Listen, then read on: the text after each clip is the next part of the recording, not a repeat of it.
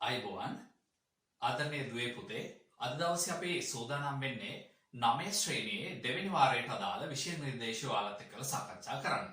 එතකොට මම කලින් වීඩියෝ එකේ ඔයාලට පැහැදිලි කරලා දුන්නා මගේ පාඩම් මාලාවත් එක්කලා ඔයාලා සම්බන්ධ වෙන්නේ කොහොමද කියලා. ඒක තමයි විශේෂයෙන් වැදගත්ම කොටස. හේතුව තමයි පුතේ පාඩම් මාලාව සම්බන්ධ වෙද්දී ඔයාලා අනිවාර්යෙන් මේ ඩිස්ක්‍රිප්ෂන් එකේ යට තියෙනවා ලින්ක් එකක්. ඒකේ තියෙනවා පුතේ මේ සාකච්ඡා කරන උදාහරණ ගැටලු ඒ දේවල් ටික ඔයාලා ඩවුන්ලෝඩ් කරගන්න. ලින්ක් එක ඩවුන්ලෝඩ් කරගෙන ඔයාලට මේ print කරගන්න පුළුවන් නම් print කරගන්න නැත්නම් ඒක අතින් ලියා ගන්න. ඊට පස්සේ තමයි ඔබට මගේ පාඩම් මාලාවත් එක්කලා සම්බන්ධ වෙන්න පුළුවන්. එහෙම වුණොත් තමයි පුතේ දැන් මේ ගණන් කියන්නේ බලා චිත්‍රපටියක් වගේ බලාගෙන ඉඳලා ඉගෙන ගන්න පුළුවන් විෂයක් නෙවෙයි. ඔයාලා මාත් එක්කලා මේ සාකච්ඡා කරන ගැටලු ටික පිළිබඳව හොඳ අවබෝධයක් තියෙන්න ඕනේ. නැත්නම් ඇත්තටම මේ කතා කරන්නේ මොනවද කියලා ඔයාලා දන්නේ නැහැ. ඒ නිසා පළවෙනි පියවර ලින්ක් එක ඩවුන්ලෝඩ් කරගන්න. ඒක තමන්ගේ සටහන් පොතේ ලියා ගන්න. ඊට පස්සේ අපි පාඩම් මාලාවත් එක්කලා සම්බන්ධ වෙමු. එතකොට මම දැන් කිව්වා 9 වසරේ දෙවෙනි වාරේ පළවෙනි පාඩම තමයි පටන් ගන්න යන්නේ. හරි වැදගත් පාඩමක්. ඔයාලට සාමාන්‍ය පෙළ විභාගයේදී පවා ප්‍රශ්න ලැබෙන, ගැටලු ලැබෙන මාතෘකාවක් ගැන තමයි පුතේ මේ සාකච්ඡා කරන්න යන්නේ. බලමු මොකද මාතෘකාව? අනුලෝම සමානුපාත. හරි. හොඳට බලා ගන්න පුතේ මම පැහැදිලි කරන දේ අනුලෝම සමානුපාතයක් කියන්නේ. මම සරල උදාහරණයක් පෙන්නලා තියෙනවා. පෑන් ගාන සහ මිල. මේ බලන්න පුතේ. පෑන් ගාන වැඩි වෙන්න ඒ සඳහා ගෙවිය යුතු මිල මොනවා වෙලා තියෙනවද? වැඩි වෙලා තියෙනවා. ඒ වගේම පෑන් ගාන අඩු වෙන්න අනිත් පැත්තට හිතුවොත් එහෙම ඒ සඳහා ගෙවන මිල මොනවා වෙලා තියෙනවද? අඩු වෙලා තියෙනවා. එහෙනම් පුතේ අපි අනුලෝම සමානුපාතයක් කියලා හඳුන්වන්නේ එකිනෙකට වෙනස් රාශීන් දෙකක් එකම අනුපාතයකින් වැඩි වේ නම් හෝ අඩු වේ නම් අන්න ඒ විදිහේ සම්බන්ධතාවයකට අපි කියනවා මොකක් කියලාද? අනුලෝම සමානුපාතයක් කියලා. දැන් සමානුපාතයක් කියලා කියනවා. බලමු පුතේ මොකද්ද ඔය කියන සම්බන්ධය කියලා. මේ බලන්න මම මෙතන මේ ගන්න පෑන් ගාන ගන්නවා. පෑන් එකක් ගන්න අවස්ථාව සහ පෑන් තුනක් ගන්න අවස්ථාව. පුතේ එතකොට අපිට පෑන් ගාන අතර අනුපාතය ලියන්න පුළුවන්. මිලදී ගන්න පෑන් ගාන අතර අනුපාතය. මේ බලන්න පෑන් ගණන අතර අනුපාතය ලියන්න පුළුවන්. මේ බලන්න මෙතන පෑන් එකක් ගන්න, මෙතන පෑන් තුනක් ගන්න. එහෙනම් පෑන් ගාන අතර අනුපාතය තමයි පුතේ 1/3. ඊට පස්සේ අපි බලමු එම පෑන් මිලදී ගන්න ගියපු මිලවල් අතර අනුපාතය. ඔන්න බලන්න මම ලියනවා මිල අතර අනුපාතය. හරි. මේ බලන්න එම පෑන් මිලදී ගන්න ගියපු මිල අතර අනුපාතය. එක පෑනක් ගන්න නම් රුපියල් 10යි. පෑන් තුනක් ගන්න නම් පුතේ රුපියල් 30යි. හරි 10/30යි. දැන් මොකද කරන්නේ? මේකේ මේ පැත්ත බෙදනවා 10ෙන්. ඔයාලා තුල්්‍ය භාග ඉගෙනගෙන තුල්්‍ය අනුපාත ඉගෙනගෙන තියෙනවා. ඒ නිසා මේව සුළු කරන්න දැන් දන්නවා. 10 බෙදනවා 10ෙන් 30 බෙදනවා 10ෙන්. 10ට 10 ඒවා කීයද පුතේ? 1යි. 30ට 10 ඒවා කීයද? 3යි. අන්න බලන්න. මෙතන පෑන් ගාන අතර අනුපාතයක් ආවේ කීයද? 1/3යි. ඊට පස්සේ මිල අතර අනුපාතයක් ආවේ කීයද පුතේ? 1/3යි. එහෙනම් අපිට මෙතෙන්දී යම් සම්බන්ධතාවයක් ගන්න පුළුවන්. මේ තියෙන පෑන් ගාන අතර අනුපාතය මොකක් අතර අනුපාතයට සමානයිද පුතේ? මිල අතර අනුපාතයට සමානයි. එහෙනම් අපි ලියනවා මෙන්න බලන්න ටියුට් එකේ තියෙනවා. ඔයාලා මේ දේවල් හරිය ලස්සනට පැහැදිලිව මේ සම්බන්ධතාවයන් ටික ලියා ගන්න පුතේ. මම මේ පැහැදිලි කරන දේවල් ටික ලියා ගන්න. ඔයාගේ අච්චු පුතේ ගණන් සියල්ල මම මේ කියලා දෙන කොටස් වලින් හදන්න පුළුවන්. ඒ නිසා පැහැදිලිව සටහන සම්පූර්ණ කරගන්න. ඔන්න අපි ලියනවා පෑන් ගණන අතර අනුපාතය. මොනවා වුණාද පුතේ? ඒ වගේ මිල අතර අනුපාතයට සමාන වුණා. හරි. මෙන්න සම්බන්ධතාවයක් ආවා.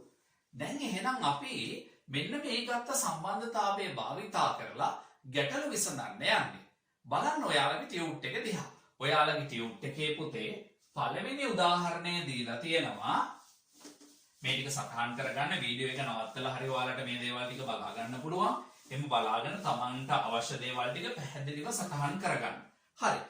බලන්න පළවෙනි ගාන දීලා තියෙනවා. ඔයාලට දීලා තියෙනවා පුතේ නිබන්ධනයේ පළවෙනි ගැටලුව අභ්‍යාස පොත් 6ක මිල රුපියල් 120කි. අභ්‍යාස පොත් 8ක මිල අහන්නේ. දැන් ඉස්සල්ලාම අපි හදන්නේ පුතේ අර පහවසරේ නංගියට මල්ලියට හරි හදන්න පුළුවන් ක්‍රමයෙන්. අපි යාට කියනවා ඒකීය ක්‍රමය. වචනයෙන්ම පැහැදිලි එකක ගාන හොයලා. අපිට 6ක ගාන 120යි කියලා දීලා තියෙනවා. එහෙනම් අපිට මෙතන පොත් තියෙන්නේ පුතේ අභ්‍යාස පොතක මිල හොයමු අපි. ඔන්න ලියනවා ඉස්සල්ලාම පොතක මිල. පුතේ රුපියල් 120ක් යනවා පොත් 6කට. එකක් හොයන්න 120 බෙදනවා කාගෙන්ද 6ෙන්. එතකොට 120 කියන එක නා 6ෙන් බෙදුනයින් පස්සේ උත්තරේ එනවා රුපියල් කීයයි කියලාද 20යි කියලා. එකක් ගන්න රුපියල් කීයක් යනවද 20ක් යනවා. පැහැදිලිද? එහෙනම් අපිට ඕනේ පොත් 8ක මිල. මෙන්න ලියනවා පොත් 8ක මිල. පොත් 8ක මිල. එකක් පුතේ රුපියල් 20යිනේ. එහෙනම් 8ක් හොයන්න 20 ගුණ කරනවා 8ෙන්. 20 වරක් 8 උත්තරේ එනවා රුපියල් කීයයි කියලාද 160යි. හරි. එන්න අපි පළවෙනි ක්‍රමය ඉගෙන ගත්තා. මෙන්න පළවෙනි ක්‍රමය ඒකීය ක්‍රමය යටතේ බලන්න පුතා පළවෙනියට අපි හදාගත්තේ ඒකීය ක්‍රමය යටතේ ගැටලුව. ඒක හරි ලේසි. හැබැයි අර කලින් මම අර්ථ දැක්වීමක් කියලා දුන්නා නේද? දැන් 9 වසරේ ළමයි විදිහට මේකටත් වැඩිය මේ පාඩමේදී අපි උගන්වන්න උත්සාහ කරන්නේ ඔයාලට ඒ ක්‍රමය. හරි බලමු අපි ඊළඟට මේ ගාන හදන්නේ කොහොමද කියලා. මේ බලන්න පොත් ගාන. පොත් ගණන. හරි. ඊට පස්සේ ඒ සඳහා වැයවන මිල අපිට දීලා තියෙන පොත් කීයද 6ක්. පොත් 6ක මිල දීලා තියෙනවා රුපියල් කීයයි කියලාද රුපියල් වලින් දීලා තියෙන රුපියල් කීයයි කියලාද 120යි කියලා දීලා තියෙනවා. අපෙන් අහන්නේ පොත් 8ක මිල. අපි දන්නේ නැහැ මෙතෙන් දානවා මොකක් කියලාද x කියලා. ඔයාට මතක ඇති අපි කලින් සම්බන්ධතාවයක් ලියුවා. මොකද්ද පුතේ? මේකේ පොත් ගාන අතර අනුපාතය මිල අතර අනුපාතයට මොනවා වෙන්න ඕනේද? සමාන වෙන්න ඕනේ. එහෙනම් මම මෙතන ලියනවා පොත් අතර අනුපාතය. මේ බලන්න පුතේ 6:98යි. සමානයි 120 x කියලා ලිව්වා. හරි. ඊට පස්සේ මේ අනුපාතය ඔයා භාගයක් විදිහට ලියන්න ඕනේ. අනුපාතයේ භාගයක් විදිහට ලියද්දී වැදගත්ම දේ තමයි පුතේ මේ පිටිපස්සෙන් තියෙන සංඛ්‍යාව හෝ බීජීය පදේ තියෙනවා නේද? එයා තමයි අපි හරයට ගන්නෙ. 6/8 සමානයි 120/8 x. හරි. දැන් x නේ හොයන්න ඕනේ. ඒ නිසා පුතේ හරස් ගුණිතය භාවිතා කරන්න. මෙයාගෙන් මෙයා ගුණ කරනවා, මෙයාගෙන් මෙයා ගුණ කරනවා. මේ බලන්න 6 වරක් x. 6 ගුණ කිරීම x සමානයි 120 ගුණ කිරීම 8. මෙයාගෙන් මෙයා, මෙයාගෙන් මෙයා හරස් ගුණිතය භාවිතා කරා. දැන් මෙතන මේ 6 අයින් කරගන්න ඕනේ. මොකක්ද අපි කරන්නේ? 6 ඉලක්කම අයින් කරගන්න නම් මෙන්න මේ දෙපැත්තම අපි බෙදනවා කාගෙන්ද? 6ෙන්. හරි බෙදුවා. බලන්න පුතේ 6ට 6 සුළු වුණා. මෙතන නම් 120ට 6 ඒවා එනවා කීයක් කියලාද? 20යි. හරි දැන් උත්තරයක් එනවා x සමානයි 20 වරක් 8 උත්තරේ කීයද පුතේ? 160යි. බලන්න කලින් උත්තරේ මාව රුපියල් කීයද? 160යි. හරි එහෙනම් ඔයාලට පැහැදිලි ඇති මෙන්න මේ ක්‍රමයක්. වීඩියෝ එක නවත්තලා හරි පුතේ පැහැදිලිව ගාන හදාගන්න. ඊට පස්සේ මම ඔයාට කියලා දෙන්න යන්නේ මීටත් වඩා හරිම ලේසියෙන් ගාන හදන්න පුළුවන් ක්‍රමයක්. හරි බලමු මොකක්ද ඒ ක්‍රමය කියලා. මෙහෙම ලියන්නේ දැන් තියෙන්නේ. ඔයාලා කරන වැඩේ තමයි පුතේ මෙන්න මෙහෙම ඊතල ගහගන්න.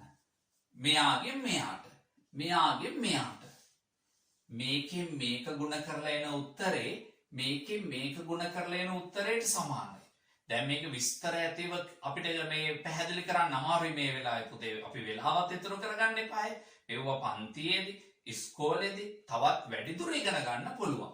මේ බලන්න බලමු අර උත්තරේ වෙනවද කියලා. මෙයාගේ ගුණිතය 6 ගුණ කිරීම x සමානයි. මං කියවනේ මේ දෙන්නේ ගුණිතයට සමානයි කියලා. 120 ගුණ කිරීම 8. හරි. බලන්න 6 ගුණ කිරීම x 6 අයින් කරන්න නම් දෙපැත්තම කාගෙන් බෙදනවද? අපි 6ෙන් බෙදනවා. 6ට 6 සුළු වෙනවා. x සමානයි 120 6ෙන් බෙදන්න කීයද? 20යි. 20 වරක් අට උත්තරේ එනවා පුතේ. කීයයි කියලාද? 160යි. මොන වගේද ඇත්තටම මේ තියෙන්නේ? රුපියල් වලින්. රුපියල් කීයයි කියලා අවසානයේ උත්තරේ එනවද? 160යි කියලා උත්තරේ එනවා. හරි බලන්න එහෙනම් පුතේ මෙන්න මේ ක්‍රමය අර ක්‍රමයටත් වඩා හරිම ලේසි ටක් ගාලා ඔයාට උත්තරේ ගන්න පුළුවන්. එතකොට මේ ක්‍රමය පුරුදු කරන්නත් එක්කලා මම ඔයාට ටියුට් එකේ තව ප්‍රතිශත සම්බන්ධ ගැටලුවක් දීලා තියෙනවා. පුතේ මේ අනුලෝම සමානුපාත පිළිබඳව දැනුම භාවිතා කරලා ප්‍රතිශත ගැටලුව අපිට විසඳන්න පුළුවන්. බලන්න ඔයාට දීලා තියෙන ටියුට් එකේ දීලා තියෙන ගාණ මොකක්ද කියලා. හරි. දීලා තියෙන ගාණ වෙළෙන්දෙක් රුපියල් 500ක් වූ භාණ්ඩයක් 120ක ලාභ තබාගෙන විකුණයි. 100යි නම් 20ක ලාභයක් තියාගන්නවා. එහෙනම් අපෙන් අහනවා තබාගෙන විකුණයි නම් විකුණුම් මිල සොයන්න. දැන් මොකද්ද පුතේ මේ ගානේ කියන්නේ? ඔන්න මම ලියනවා. මොකද්ද ලියන්නේ? ගත් මිල. හරි. මෙන්න ලියනවා විකුණුම් මිල. මේ බලන්න අපිට මේ ගානේ කියලා තියෙනවා පුතේ 100කට 20ක ලාභයක් තියාගෙන විකුණනවා කියලා. ඒකේ අදහස මොකද්ද? 100යි නම් විකුණන්නේ 120ට.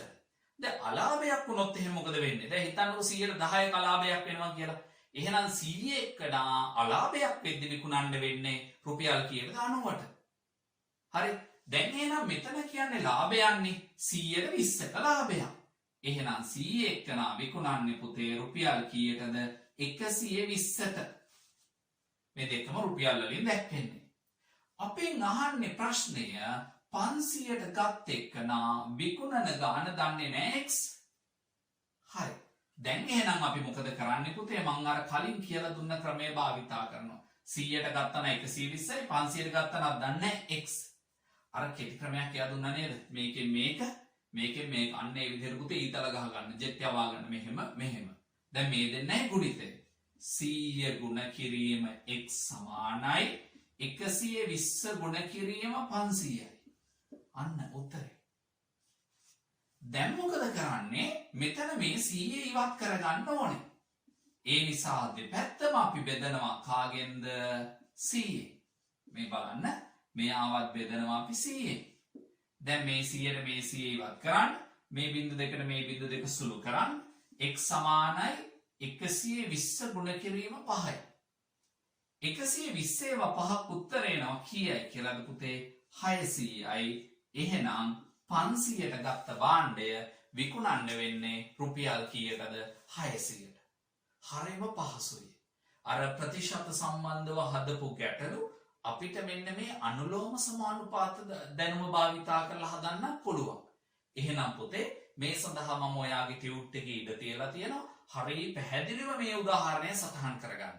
ඊට පස්සේ ඔයාලා මේ ඉන්න කාලය තුල ඔයාලා මේ කාලයෙන් උපරිම ප්‍රයෝජනයක් ගන්න ඕනේ. පුතේ ඔයාගේ ඉස්කෝලේ අච්චුපොත තියෙනවනේ. සර් මේ කියලා දුන්න විදිහට තමයි ගණන් ටික ඔක්කොම තියෙන්නේ. ඒ නිසා ඔයාලා මේ දීලා තියෙන උදාහරණ ටික බලාගෙන හොඳ දරුවෝ ටික වගේ තමන්ගේ සම්පූර්ණ අභ්‍යාසෙම ඉවර කරන්න පුතේ. ඔයාලා හැමෝටම පුළුවන්. මේ පාඩම මම හරිය පැහැදිලිව කියලා දුන්නා. ඒ නිසා පුතේ මේ ක්‍රම ටික පාවිච්චි කරලා ගණන් ටික හරි ලේසියෙන් හදන්න පුළුවන්. හදන්න පුළුවන්ද කියලා බලන්න අභ්‍යාස පොත අරගෙන ගණන් ටික හදන්න. හරි. එතකොට මේ පාඩමේ අපිට තව දෙයක් ඉස්සරහට ඉගෙන ගන්න තියෙනවා. ටියුට් එකෙත් මම සටහන් කරලා තියෙනවා පුතේ විදේශ මුදල් කියලා.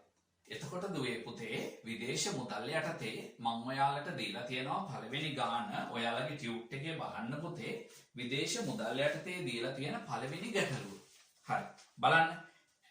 ඇමරිකන් ඩොලරයක විනිමය අනුපාතිකය රුපියල් 180ක් වූ දිනක ඇමරිකන් ඩොලර් 50ක් ශ්‍රී ලංකා රුපියල් වලට මාරු කරගන්නා අයෙකුට හිමිවන මුදල ශ්‍රී ලංකා රුපියල් කීයද කියලා අහන්න. දැන් මොකද්ද මේ විනිමය අනුපාතිකය කියලා කියන්නේ? මොකද්ද දැන් මෙතන කියනවනේ ඇමරිකන් ඩොලර් එකක් ගන්න අපි රුපියල් කීයක් ගෙවන්න ඕනේද? 180ක් ගෙවන්න ඕනේ. විනිමය අනුපාතිකය කියන එක අපි සරලව පුතේ අපිට මේ 9 වසරේ විදිහට අපි ඉගෙන ගත්තොත් එහෙම ඇමරිකන් ඩොලර් එකක වටිනාකම ශ්‍රී ලංකා රුපියල් වලින් කොච්චරද? දැන් මේක කියලා තියෙනවා රුපියල් කීයයි කියලාද පුතේ? 120යි කියලා. එහෙනම් අපි බලමු ගාන හදන විදිහ. මේ බලන්න. ඔන්න අපි දන්නවා එක ඇමරිකන් ඩොලර් එකක් ගන්න රුපියල් 120ක් යනවා. දැන් අපිට කොච්චරක් ඕනේ? 50. එහෙනම් මම මෙන්න ලියනවා ඇමරිකන් ඩොලර් ඇඩෝ කියලා ලිව්වා. කීයක මිලද? 50ක අඩෝ එහෙම නෙවෙයි ඇඩෝ ඈ. හරි 50ක මිල. ඔන්න ලියනවා එකක් කොච්චරයිද පුතේ? 180යි. අපිට ඕනේ කීයක්ද? 50ක්. ඒ නිසා ගුණ කරනවා කාගෙන්ද? 50යි. හරි මේව සුළු කරන්න හරි ලේසි. මේ බලන්න මේ බිංදු දෙක ඉස්සෙල්ලාම බිංදු දෙකක් දැක්ක ගම මොකද කරන්නේ? ඒ කට්ටිය ගත්ත ලියාගත්තා මෙහෙම. දැන් පහෙන් ගුණ කරන්නේ 5 අරක් අඩනක් 40යි බිංදුවයි. 4ක් ඉතිරි. 5 අරකේ 5යි 5යි 4යි 9යි. මෙන්න පුතේ උත්තර එනවා රුපියල් කීයක් එනවද? 9000ක් එනවා. එහෙනම් මෙයා ඇමරිකන් ඩොලර් 50ක් හුවමාරු කරගද්දී මෙයාට රුපියල් කීයක් එනවද පුතේ? රුපියල් 9000ක් එනවා. හරි පහසුයි. සත වලින් ගානක් දීලා තියෙනවා බලන්න. බලන්න සත ගානක් දීලා තියෙනවා මේකේ දෙවෙනි උදාහරණයට සෞදි අරාබි රියාල් එකක වටිනාකම රුපියල් 40යි සත 32ක් වන දිනයකදී සෞදි රියාල් 1200ක් ශ්‍රී ලංකා රුපියල් වලට මාරු කරගන්නා අයෙකුට හිමිවන මුදල සොයන්න. හරි. ඔන්න දැන් අපි ගාන හදන්න යන්නේ. සෞදි රියාල් කොච්චරද පුතේ? 1200ක වටිනාකම හොයන්න යන්නේ. එක සෞදි රියාල් එක්ක වටිනාකම රුපියල් 40යි සත 32යි. ඒ වගේ 1200ක් හොයන්න යන්නේ. අන්න ගොඩ කරනවා 1200. හොඳට මතක තියාගන්න පුතේ. ඔයාලා දන්නවා මේ දැන් මෙතන මේ 1200 කියන්නේ 12 ගුණ කිරීම 100. යම් සංඛ්‍යා දශම සංඛ්‍යාවක් 10න් ගුණ කරන්න තිබ්බොත් එක දශම ස්ථානයක් ඉවත් කරන්න පුළුවන්. 100න් ගුණ කරන්න තිබ්බොත් දශම ස්ථාන දෙකක් ඉවත් කරන්න පුළුවන්. කෙටි ක්‍රමය මතක තියාගන්න. මෙතන මේ බිංදු දෙකට මේ දශම ස්ථාන දෙක අයින් කරන්න. බිංදු එකක් තිබ්බනම් පුතේ දශම ස්ථාන කීයද අයින් වෙන්නේ? 1යි. එතන දෙකක් තියෙනවා. ඒ නිසා දෙකක් අයින් කරා. එතකොට උත්තරේ එන්නේ මෙන්න 4032 ගුණ කිරීම 12යි. දැන් ඉතින් අපේ දුවල පුතාලට හරි ලේසි 12න් ගුණ කරන්න. 12 සරක් 2 24යි. දෙකක් ඉතිරි. 12 සරක් 3 36යි. 36යි 2යි 38යි. 3ක් ඉතිරි. 12 සරක් බිංදුව බිංදුවයි. බිංදුවට අර 3 එක්ක වුණොත් 3යි. 12 සරක් 4 උත්තර එනවා 48යි. උත්තරයක් ඇවිල්ලා තියෙනවා පුතේ. රුපියල් කීයයි කියලාද? 48384යි. බලන්න හරිම ලේසි ක්‍රමයකින් මම ගාන හැදුවා. හරිම පහසුයි පුතේ මේ ගැටලු. එතකොට අපිට වඩා වැදගත් වෙන්නේ පුතේ ගණන් කියන දේ මෙහෙම අපි පැහැදිලි කරද්දී ඔයාලට හරිය පැහැදිලිව සරල විදිහට ඔයාලට තේරෙන්න මේ කොටස් ටික කියලා දෙනවා. මගේ දරුවෝ ටිකගේ වැඩේ තමයි දැන් මේ ගණන් ටික සර් පැහැදිලි කරලා දුන්නා. ඔයාලා පුතේ ඊට පස්සේ මේවා තවත් මතකයේ හැදෙන්න තවත් ඔයාලගේ ඔළුව හැදෙන්න මේ ගණන් ටික ප්‍රගුණ කරන්න පුතේ. ඊළඟ වීඩියෝ වලදී පුතේ මේ මීට අදාළ අච්චු පොතේ අභ්‍යාස සියල්ල සාකච්ඡා කරන්න මම බලාපොරොත්තු වෙනවා. ඒ වගේම ඉදිරි පාඩම් ටිකත් පුතේ අපි මේ ගැන කතා කරනවා. ඉදිරි පාඩම් ටිකත් අපි සාකච්ඡා කරනවා. එතකොට ඔයාලට සර් කියලා දෙන විෂය කරුණු ටික පැහැදිලි කියලා තේරෙනවා. මේ YouTube channel එක පුතේ subscribe කරන්න. එතකොට ඔයා ඊළඟ පාඩම මම YouTube එකට දාපුවම ඔයාට පණිවිඩයක් එනවා. මෙන්න ඊළඟ පාඩමත් අපි දාලා තියෙන්නේ කියලා. ඒ වගේ තමයි මේ පාඩම පුතේ ඔබට වැදගත් නම් තවත් යාළුවෙක්ට පුතේ ඉගෙන ගන්න අවස්ථාවක් සපයන්න. ඔයාලා මේ පාඩම share කරන්න ඔයාගේ යාළුවෝ අතර. හරිම ලේසියෙන් පුතේ මේ විෂය කරුණු ටික මම ඔයාලට උගන්වනවා. එහෙනම් අපි ඊළඟ පාඩමත් එක්කලා හම්බෙමු. එහෙනම් මතක ඇතුව තමන්ගේ අභ්‍යාස පොතේ ගණන් ටික හදන්න. මම ඊළඟ දවසේ ඔයාලත් එක්කලා හම්බෙද්දී මේ ගණන් ටික හදලාද කියලා අපි සාකච්ඡා කරනවා. හරි? එහෙනම් අපි ඊළඟ පාඩමත් එක්කලා හම්බෙමු. ආයුබෝවන්.